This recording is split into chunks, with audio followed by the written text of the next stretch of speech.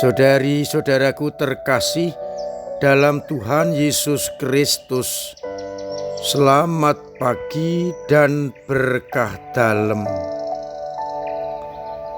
Kita bertemu kembali dalam renungan harian Kamis 28 Agustus 2025. Hari ini gereja memperingati Santo Agustinus, uskup dan pujangga gereja yang lahir di Tagaste, Afrika Utara, tanggal 13 November 354. Ibunya Santa Monica yang kita peringati kemarin, orang yang amat saleh. Namun ayahnya Patricius adalah seorang kafir yang bertobat sebelum ia meninggal. Agustinus tergolong orang yang cerdas. Namun karena pengaruh ayahnya, ia dipermandikan setelah dewasa. Karena kecerdasannya, ayahnya mencita-citakan agar Agustinus menjadi orang yang terkenal. Ia cukup pandai, terutama bahasa Latin. Ia pelajari dan bermacam-macam tulisan Latin sungguh ia kuasai. Ia pada usia ke-17 tahun diutus ke Kartago untuk belajar ilmu retorika. Dan ia menjadi murid yang terkenal. Namun sayang, hidupnya tidak tertib. Dan oleh karena hidup yang banyak orang tidak tertib juga, ia akhirnya mengikuti aliran Menikaisme, yakni sekte yang menganggap barang-barang material itu adalah buruk.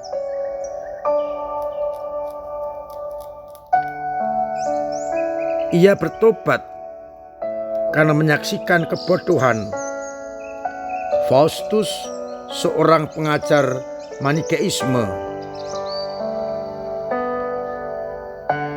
Ia juga meragukan semua kebenaran. Namun pada saat ia pergi ke Roma, ke Milano, ia bertemu dengan Uskup Ambrosius.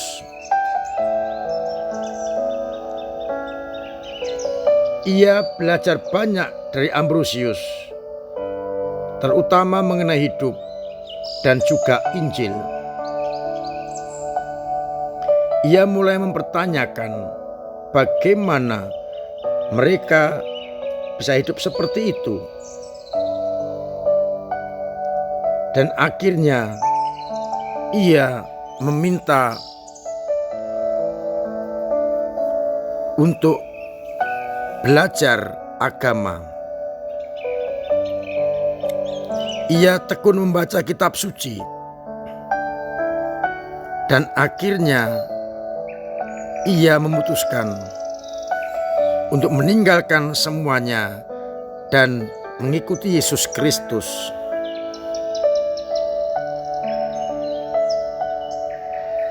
Ia akhirnya dipermandikan dan menjadi tokoh besar. Ia kemudian ditabiskan menjadi imam dan benar-benar menghidupinya, mengajar umat. Ketika Ambrosius meninggal, ia diangkat menjadi uskup Hippo. Ia mengubah hidupnya dari cara hidup lama kepada hidup yang baru.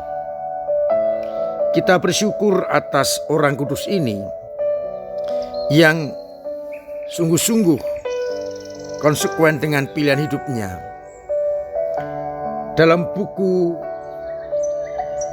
Confessiones, ia menuliskan pengalaman itu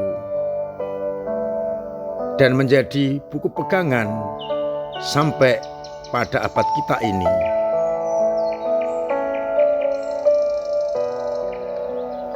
Saudari-saudaraku terkasih dalam Kristus, sabda Tuhan hari ini pada bacaan yang pertama dari surat pertama kepada orang-orang Tesalonika bab 3 ayat 7-13,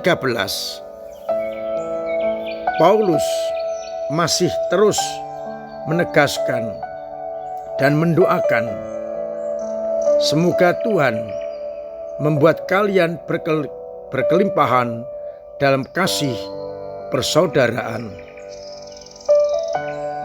Paulus bersyukur atas iman orang-orang di Tesalonika dan berharap agar umat di Tesalonika benar-benar setia kepada Allah, karena orang-orang telah diberi kelimpahan kasih persaudaraan oleh Yesus sendiri. Sedangkan pada bacaan Injil dari Injil Matius bab 24 ayat 42-51, Yesus berbicara kepada murid-muridnya agar berjaga-jaga, sebab kita tidak tahu pada hari mana Tuhan akan datang. Ia menyampaikan perumpamaan, jika tuan rumah datang sewaktu-waktu dan kita kedapatan berjaga-jaga, maka kita akan dipuji bahagia. Atau seorang pencuri yang mau masuk mencuri barang-barang rumah kita, kalau kita berjaga-jaga, maka kita akan mampu mengalahkan pencuri itu, sehingga amanlah rumahnya. Saudara-saudaraku terkasih, peringatan Santo Paulus juga menjadi peringatan bagi kita, agar kita menjadi berkelimpahan dalam kasih persaudaraan, karena kita semua dipanggil oleh satu pribadi, yakni Yesus Kristus. Itu artinya kita diajak bersaudara dengan semua orang, lebih-lebih mereka yang mengaku diri sebagai anak-anak Allah. Maka kita singkirkan semua yang berpotensi untuk memecah belah kita, sehingga kita benar-benar menjadi saudara bagi setiap orang. Harapan-harapan yang disampaikan Paulus kepada umat di Tesalonika hendaknya juga menjadi harapan kita. Dan kita diajak agar tidak bercacat dan tak bercela di hadapan Allah pada waktu kedatangan Yesus bersama dengan orang-orang kudusnya. Maka kita boleh bertanya, selama ini apakah aku sudah hidup sebagai saudara satu sama lain? Dan apakah aku benar-benar hidup tak bercacat dan tak bercela dan kudus di hadapan Bapa kita? Dari bacaan Injil kita diingatkan kedatangan anak manusia tidak pernah kita duga, tidak pernah kita ketahui. Maka yang paling pokok adalah berjaga-jaga. Apa itu berjaga-jaga? Berjaga-jaga berarti hidupku selalu saya arahkan pada Allah, pada Yesus Kristus. Sehingga ketika Yesus datang, kita kedapatan setia. Kita tidak boleh mengulur-ulur waktu. Jangan mengatakan mungkin tahun depan, mungkin berapa tahun yang lagi. Tetapi kapanpun juga Dia datang, kita harus siap sedia. Agar akhirnya ketika Dia datang, kita kedapatan setia. Maka pertanyaan kita, apakah aku selama ini selalu mengarahkan hidup, karya dan tindakanku hanya kepada Dia yang akan datang?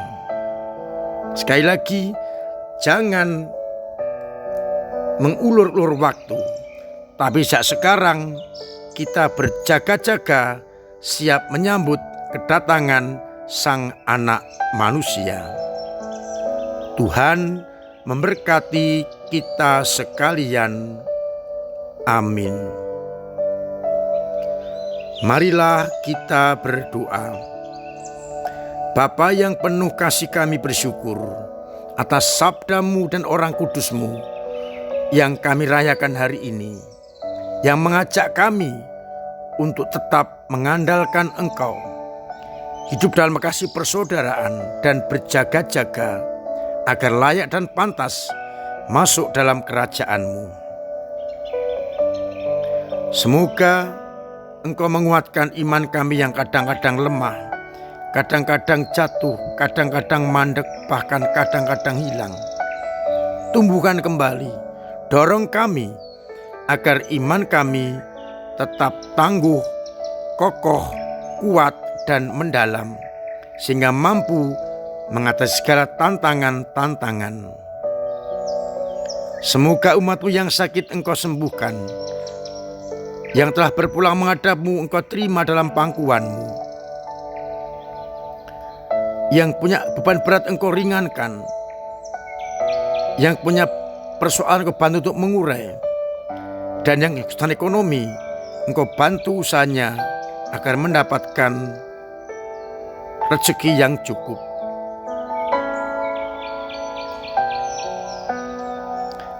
Untuk itu sertai kami dengan berkat-Mu sendiri, Bapa dan Putera dan Roh Kudus. Amin. Saudara-saudara terkasih, terima kasih untuk semua peran serta panjenengan bagi gereja lewat doa-doa, pemberian diri, pemberian karya, pemberian tenaga dan waktu, dan tentu saja pemberian dana yang sungguh berguna untuk pelayanan gereja. Semoga dengan ini semua kita semakin katolik dan apostolik.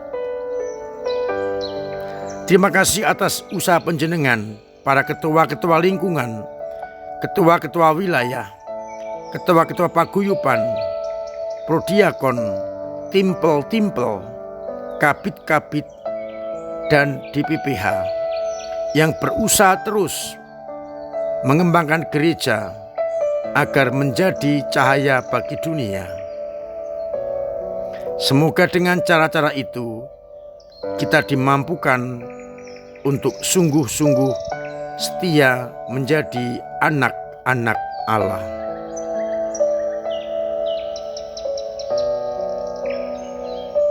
Mari bersama-sama kita tingkatkan apa yang sudah baik, kita perbaiki yang masih kurang, agar akhirnya gereja kita benar-benar menjadi terang dan garam dunia. Mari berjaga-jaga menantikan datangnya Sang Anak Manusia. Akhirnya saya mengucapkan selamat pagi, selamat merenungkan, salam sehat, Tuhan memberkati.